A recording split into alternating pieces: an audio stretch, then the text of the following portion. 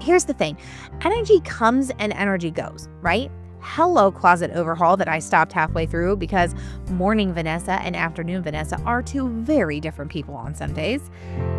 Hi there, I'm Vanessa Kaiser, a ranch girl turned social worker, business leader, and now entrepreneur. I'm passionate about diving into organization, leadership, personal growth, and efficiency. Around here, we call it rhythmic living, that continuous cycle of assessing the season of life that we're in and creating habits, routines, and processes that serve us best. This show is for the busy, the dreamers, the tired, the go-getters, those who want to live fully, grow steadily, and feel inspired each day. Welcome to the Inspiring Heights podcast.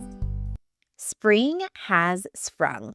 I am quite literally writing this episode for you on my deck, listening to the meadowlarks sing and watching the grass grow in the sunshine, and of course, working on my Choco Tan. Who says you can't multitask?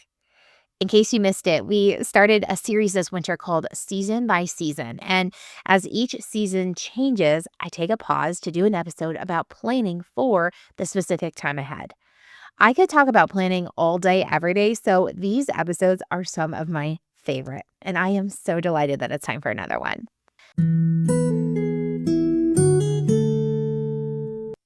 Are you feeling stuck, overwhelmed, or just unsure of your next step? Girl, life can throw a lot at us sometimes, am I right? If you're struggling to find clarity, direction, or you just need some fresh perspective, I want you to know I am here to help. I am so excited to share that Inspiring Heights is now offering one-on-one life coaching sessions designed to help you gain clarity and confidence that you need to move forward. Whether you're navigating a life transition, overwhelmed by your to-do list, or seeking more balance, life coaching can help you find the path that works the best for you. Through our coaching sessions, we'll dive into your unique challenges, create actionable steps, and build a plan that aligns with your goals and values. Not sure if life coaching is quite right for you? No problem. Let's start with a free 20-minute discovery call where we can chat about where you're at right now and how I can best support you.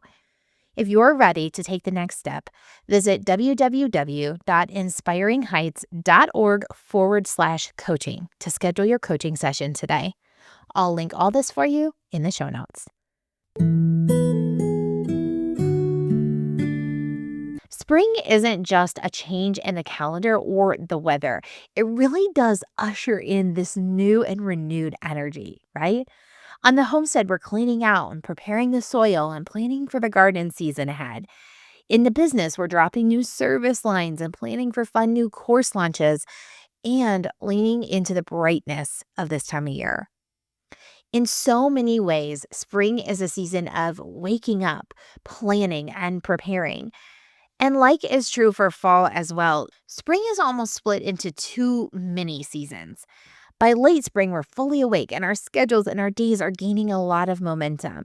But in these early days of spring, it's like we're stretching as we wake up from a long winter's nap. And if you live in the Midwest, you probably won't want to wander too far from your bed because you know for sure winter is coming back at least a few more times this year. In fact, while I'm recording this episode, it is snowing outside. With spring generally comes that spring cleaning bug that most all of us get this time of year. So during our time today, I want to dive into how I am approaching spring cleaning this year and give some tips and tricks that I've learned and am honestly still in the throes of learning. I mentioned to my email subscriber friends a while back that I am trying to implement this new cleaning rhythm in which I break the house into zones and then assign a zone to each day of the week, Monday through Friday. I want to be honest with you. This is like sort of limping along, and truly it was stressing me out a little bit. So finally, this past week when it wasn't snowing, I took some time, it was on one of my long walks, to assess why it wasn't working super awesome and why it wasn't stressing me out. And here's where I landed. It's just not quite the right timing. We are close, and I think elements of the model are working really well right now, but there's too many big projects happening for this new rhythm to be a completely welcome change right this minute. But I know that in a couple months, it will be awesome. So therein lies my first tip. If spring cleaning and or your normal cleaning rhythm is causing stress, pause and ask yourself why. As humans, it's like us to either push through the stress or abandon the project altogether. The thing is, sometimes it's just one little minor thing that needs tweaked or a small timing shift that we need to wait on for that insert your thing here to work beautifully. Don't give up or strong arm your way through it until you've taken time to assess. So, as I consider the projects at hand, I realized one of the ways that I could quiet the noise was to get it all out of my head. So, as funny as this may sound, on my list of things to do this week is to create a list of things to do this spring. Javi and I have been having these discussions, so the list is pretty well formed in my brain. Now I just need to get it out on paper so we can see it. This helps for lots of reasons. First, a lot of our spring to do items happen outside, and I much prefer to work outside when it's a little on the cooler side, and there is approximately a 0% chance of encountering a rattlesnake. So, cleaning up sticks in our yard needs to be an early April cooler sweatshirt weather day versus like an 80-degree summer's coming, but it's not technically here, still spring day. The second thing is when we have a complete to do list in front of us, or as complete as we can make it, no pressure here. But when it's in front of us, it allows us to make decisions about what we're going to do based upon our energy and the task at hand. If I'm having a low energy day, but I still want to be productive, I might choose to dust and organize my essential oil shelf. Whereas if I'm having a high energy day, I might choose to tackle garden cleanup or hobby room overhaul. With that said, here's my second tip. Make a big ol' list and keep it somewhere where you can see it. It's tempting, especially this time of year when we're kind of itching to get moving, to just do the things that we know need to be done and trust that we're going to be able to see all the things that we need to accomplish in front of us and never forget anything ever. The problem is that's not typically true and it's kind of short sighted, right? Because my guess is you too have low energy days, even though it's spring and the grass is getting greener. I'm also guessing that if you live with someone like a spouse or a roommate, that unless you've talked about it, your lists might be a little out of sync. And when our lists are out of sync with the people that we're sharing space with, it can lead to all kinds of frustrations and stress. So, girl, write it down, all of it. And bonus points for keeping a more permanent spring to do list. Felicia Masonheimer mentions this concept in her book, Every Home a Foundation. Creating a seasonal to-do list can help to prepare for the season at hand, but it also helps us to find a place for to-do items that don't really fit in this specific season, but they do need to get done at some point. Another thing I had discovered that was bringing some stress to tending my home in this particular season were that the projects were really big. So every time I considered them, I was getting overwhelmed. We've been working on organizing our basement and moving things around since we've literally moved into this house. But most recently, we've been moving a couple rooms around to allow me to have a bigger office space while still providing a cozy sleeping space for our guests who stay at our house from time to time. Even though I knew better, for a little bit there, I was putting things on my to-do list like clean out hobby room, swap out office. And the thing was, those projects required multiple steps, most of which could not be accomplished at one time or in one day. I'm talking clean out closets and desks and moving heavy furniture and hauling things to the dump in the secondhand store and so on and so forth. So at the end of the week, when the project wasn't complete, I couldn't check that to-do item off of my list, even though I'd spent all day on Saturday working on it. Maybe you're not like this, but if I can't check it off my list, I feel like I wasted my entire week. If you get it, you get it. And if you don't, bless you. If only my brain worked like that. So I realized I needed to break down my big projects into smaller steps. Like what all needs to happen for the office swap to come to fruition. Breaking down each of the pieces of that project and then putting each of those on their own to-do list line item with a little checkbox next to it is wildly satisfying and incredibly productive. Here's why. Not only do the little check boxes provide a dopamine hit, they also help me to manage my time and my energy.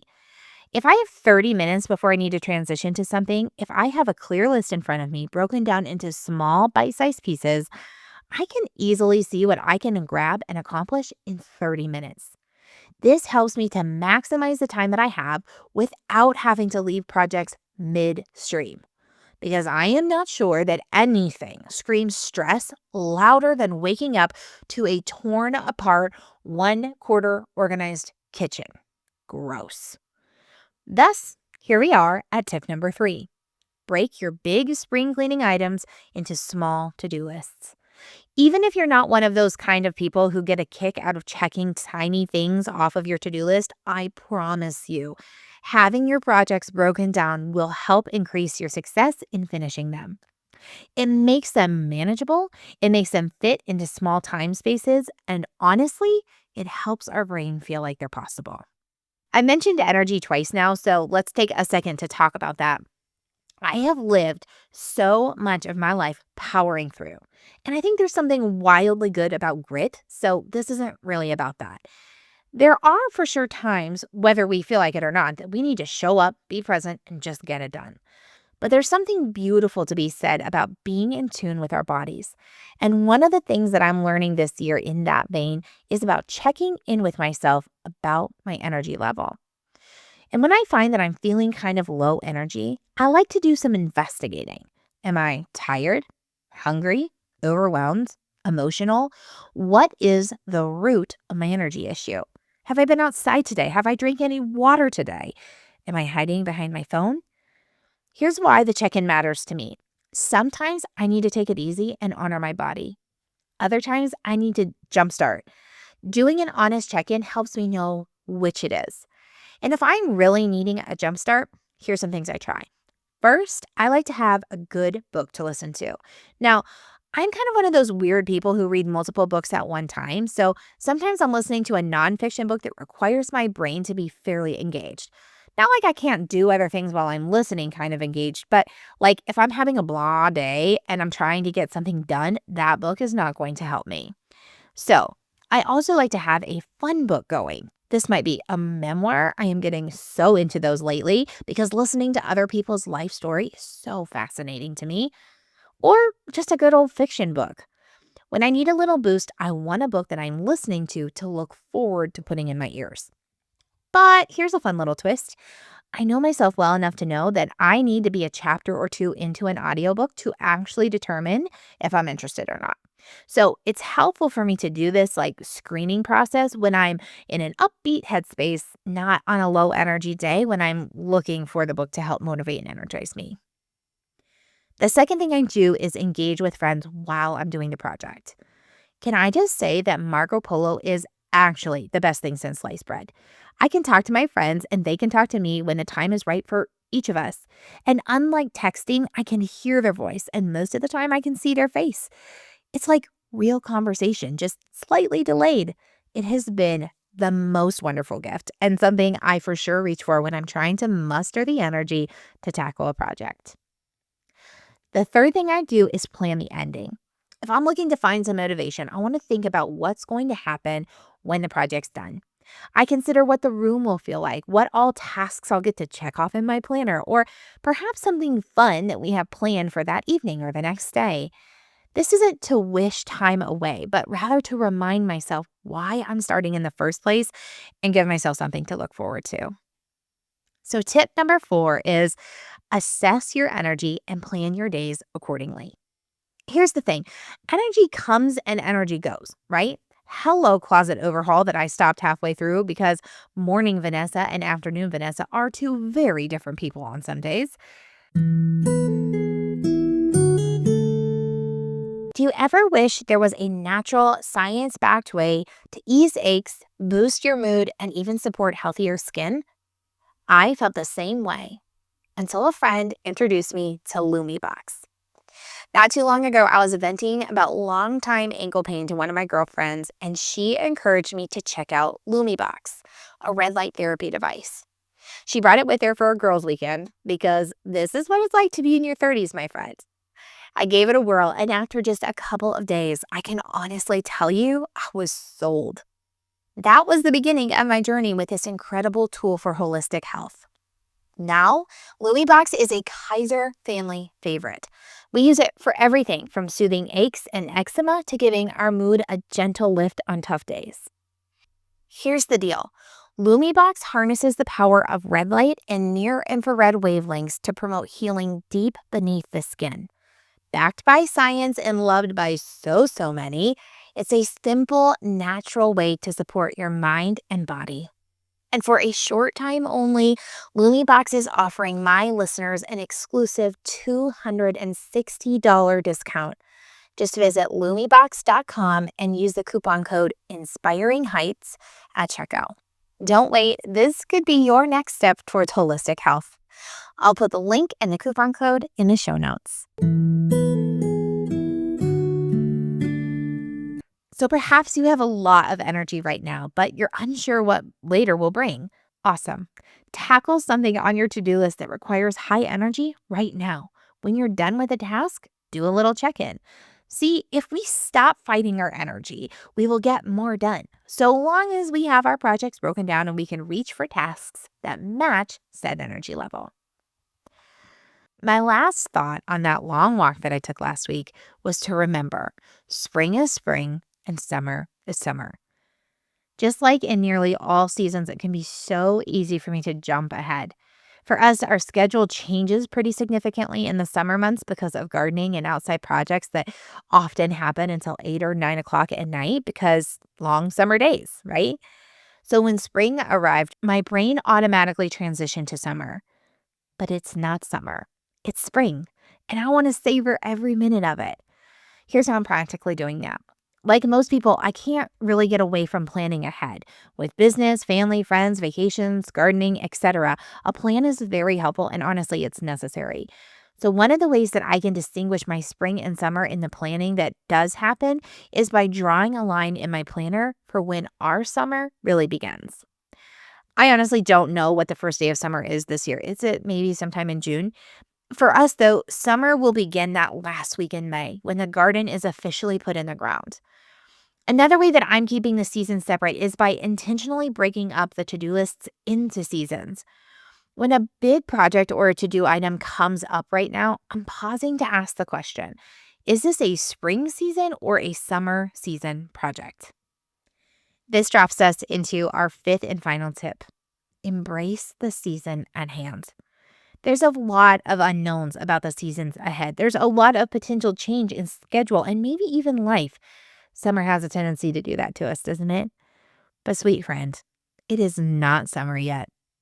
So here's to spring cleaning, green grass, fresh rain, baby rabbits, birds and calves, and all the beautiful things that this spring season brings. And that's a wrap. Thanks so much for tuning in today. Do you have questions, comments, or insights on today's content? I would love to hear from you.